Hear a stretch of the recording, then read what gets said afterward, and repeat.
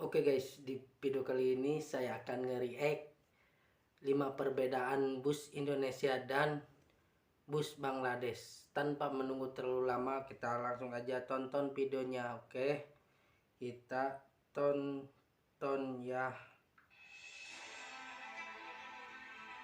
Di akhir tahun 2018 lalu dikabarkan Bangladesh membeli bus sebanyak 1034 unit asal Indonesia dan mulai dikirim di Desember 2018 lalu. Disusul dengan dikirimnya bus tingkat jahitan dari Karoseri Laksana Ungaran Semarang ke Bangladesh. Selain itu tersebar kabar juga bahwa Bangladesh meniru bus buatan Indonesia, dan mungkin pada kali ini perlu kita ulas sedikit terkait beberapa fakta tentang bus di negara Bangladesh dan Indonesia. Dan oleh karenanya pada kesempatan kali ini kita akan bahas inilah 5 perbedaan antara bus negara Bangladesh dan Indonesia.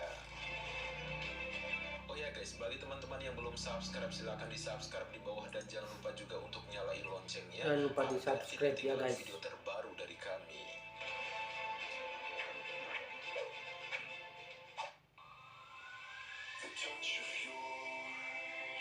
Macet sekali ya guys. Tata tertib. Di awal bahasan kita terkait tata tertib seperti perilaku di jalan raya, jadwal keberangkatan, dan lain sebagainya. Menurut Bank Dunia ada 60 perusahaan otobus di negara Bangladesh, tapi pengemudinya tidak selalu mengikuti trayek ataupun jalur yang sudah ditetapkan jadwal-jadwal keberangkatannya.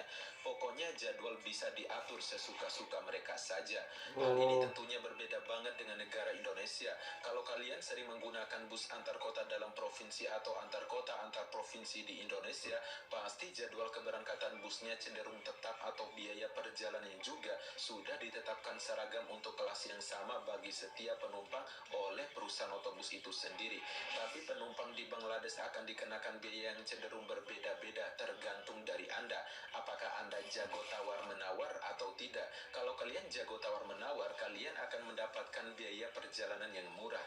Yang membuat kota ini semakin tawar-menawar ya kalau bus di Bangladesh. Kalau di Indonesia kan pakai tiket gitu ya. Petugas yang tidak peduli dengan surat angkutan SIM ataupun izin kendaraan yang sudah kadaluarsa.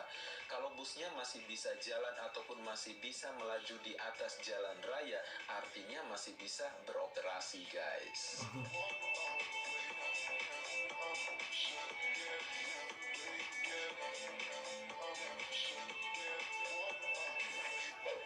Bus dalam kota. Selanjutnya terkait bus dalam kota, kita ambil saja contohnya kota Dhaka, Bangladesh, dan kota Jakarta. Bangladesh memiliki bus dalam kota yang sangat memprihatinkan. Bagaimana tidak, bus-bus dalam kota tersebut memiliki kondisi yang sangat jauh di bawah kelayakan.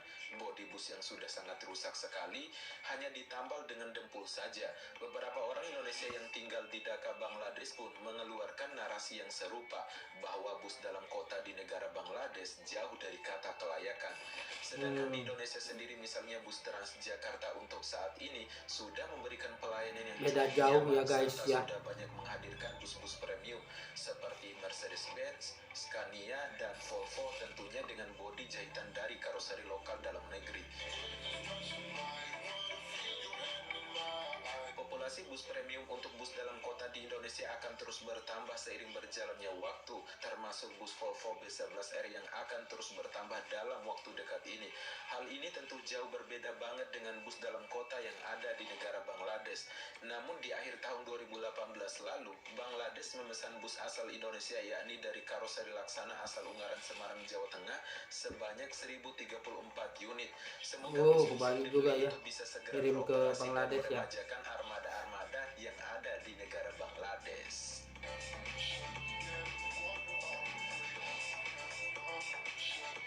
Ketiga ya. Supir dan kecepatan.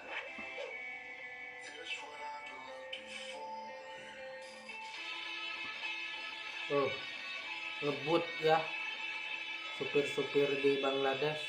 Perilaku supir bus yang ada di jalan raya di negara Bangladesh terkenal agak kasar seperti saling menyalip dengan kecepatan tinggi, saling menyembunyikan klakson, belum lagi kalian akan diuji dengan supir yang menyetir secara itu ada ugal-ugalan dan orangnya. bikin jantung mau copot. Bagi kalian yang tidak biasa tentunya itu akan membuat fisik Anda gemetaran selama ada di dalam bus tersebut. Namun bagi masyarakat Bangladesh itu Terapi adalah jantung hal yang mungkin ya. lumrah dan wajar. Pokoknya mantap benar sih ini masyarakat Bangladesh. Kalau di Indonesia terkait dengan supir dan kecepatan masih nyaman-nyaman aja bagi penumpangnya. Kecepatan di atas rata-rata dalam hal membawa bus di sebagian supir bus yang ada di negara Indonesia masih bisa kita jumpai sampai sekarang ini. Cepat namun sampai tujuan tepat waktu dan selamat sampai tujuan. Akan tetapi tidak sedikit juga supir bus yang tidak seutuhnya mengutamakan kecepatan, tapi keselamatan dan kenyamanan penumpangnya. Maka tidak Itu harus bus yang sekarang ini harus para pokoknya. penumpang dalam bus merasa nyaman dan berasa lagi duduk di sofa yang empuk banget guys. Nomor 2 ya. Jarak tempuh. Bangladesh sebagai negara dengan luas wilayah 148.460 km persegi tentunya membutuhkan waktu yang lumayan lama untuk mengakses dari suatu daerah ke daerah lainnya di Bangladesh. Namun faktanya kebanyakan bus di sana melayani rute-rute pendek saja, terutama rute-rute daerah-daerah pendek yang ramai di atau Bangladesh yang ya. berpotensi banyak Kalau penumpangnya. di Indonesia kan pada Warga di sana mengaku jauh-jauh susah gitu ya. mengakses transportasi umum untuk daerah pedalaman, maka tidak heran sekalinya jalan seperti bus ataupun kereta api pasti melebihi kapasitas penumpangnya. Selain itu karena susahnya akses ke kota, membuat beberapa masyarakat Bangladesh harus merantau dan tinggal di pinggiran kota guna untuk mencari rezeki. Hal ini tentunya berbeda banget dengan negara Indonesia, yang dimana rata-rata perusahaan otobus melayani sampai ke daerah-daerah kecil sekalipun, dan rata-rata daerah di Indonesia sudah banyak memiliki perusahaan otobus besar yang melayani fasilitas yang buat penumpang nyaman selama di perjalanan, baik itu di Pulau Sulawesi, Nusa Tenggara, Bali, Jawa, Kalimantan maupun di Sumatera sekalipun. Apalagi ada perusahaan otobus Damri yang memiliki visi dan misi untuk melayani sampai ke daerah. Ada pramugarinya ya guys. Untuk jarak tempuh jelas beda jauh banget sih antara negara ALS Bangladesh dengan Indonesia. Indonesia terkenal dengan bus yang trayek jauhnya. Sebut saja seperti perusahaan otobus Rasa Sayang yang melayani trayek dari Bima menuju Jakarta pulang pergi. Kemudian ada perusahaan otobus Putra Pelangi yang melayani trayek dari Aceh menuju Jakarta pulang pergi juga. Kemudian ada perusahaan otobus PMTOH yang melayani trayek dari Aceh menuju Medan dan dilanjutkan sampai ke Solo. Kemudian ada pula yang paling jauh yaitu perusahaan otobus antar lintas Sumatera yang melayani trayek dari Medan menuju Jember dengan waktu perjalanan kurang lebih 90 jam perjalanan. 90 jam. Ngeri ya guys. ALS antar lintas Sumatera.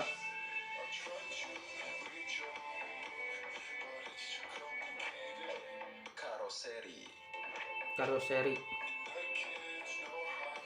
Bangladesh dan Indonesia memang memiliki masing-masing karoseri lokal dalam pembuatan balutan bodi busnya.